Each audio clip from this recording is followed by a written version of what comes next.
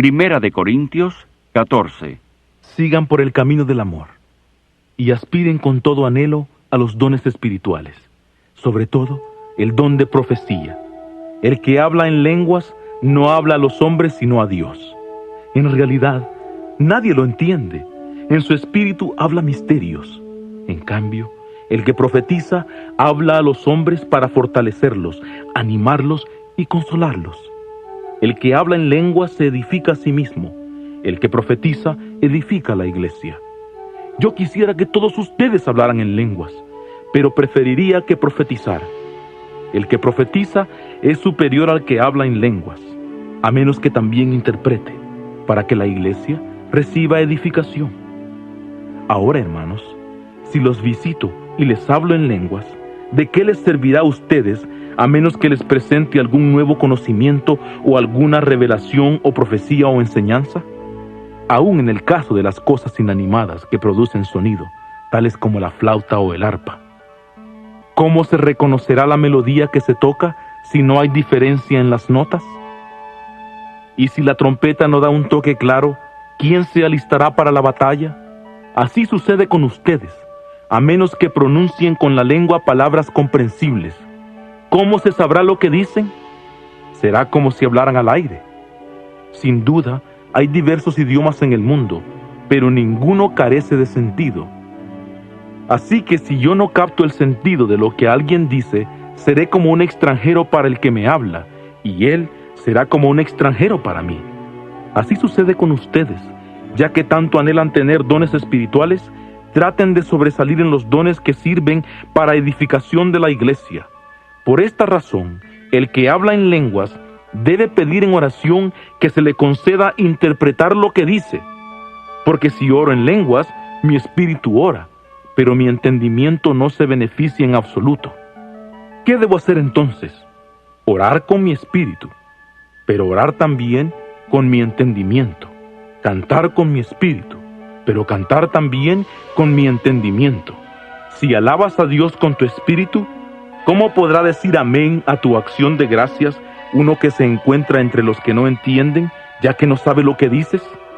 Puedes dar gracias adecuadamente, pero el otro no es edificado. Doy gracias a Dios de que hablo en lenguas más que todos ustedes. Sin embargo, en la iglesia prefiero emplear 5 palabras comprensibles que sirvan para instrucción de los demás que 10,000 palabras en lenguas. Hermanos, dejen de pensar como niños.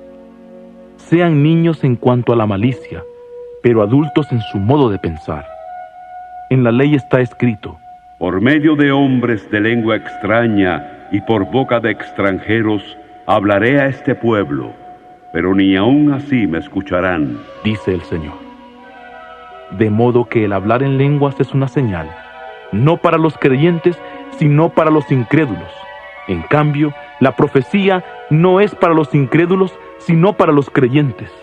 Así que si toda la iglesia se reúne y todos hablan en lenguas, y entran algunos que no entienden o algunos incrédulos, ¿no dirán que están locos?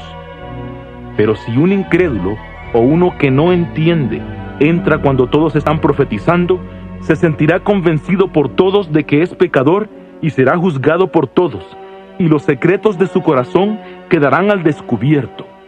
Así que se postrará ante Dios y lo adorará, exclamando: Dios está realmente entre ustedes. Entonces, ¿qué diremos, hermanos? Cuando se reúnen, cada uno tiene un himno, o una enseñanza, una revelación, un mensaje en lenguas, o una interpretación. Todo esto debe hacerse para el fortalecimiento de la iglesia.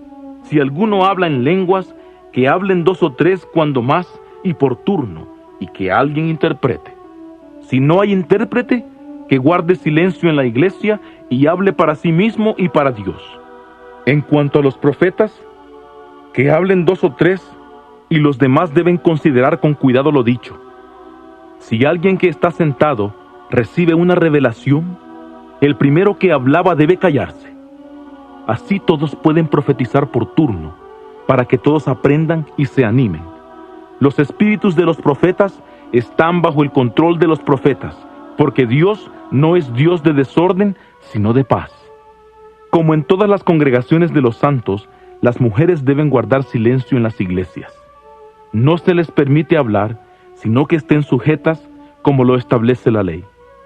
Si quieren saber algo, que se lo pregunten en casa a sus esposos, porque es indecoroso que una mujer hable en la iglesia. ¿Acaso tuvo su origen en ustedes la palabra de Dios? ¿O son ustedes los únicos que la han recibido? Si alguno cree que es profeta o que está dotado en sentido espiritual, reconozca que esto que les escribo es mandato del Señor. Si no lo reconoce, tampoco se le reconocerá a él. Así que, hermanos míos, anhelen profetizar, y no prohíban que se hablen lenguas, pero todo debe hacerse de una manera apropiada y con orden.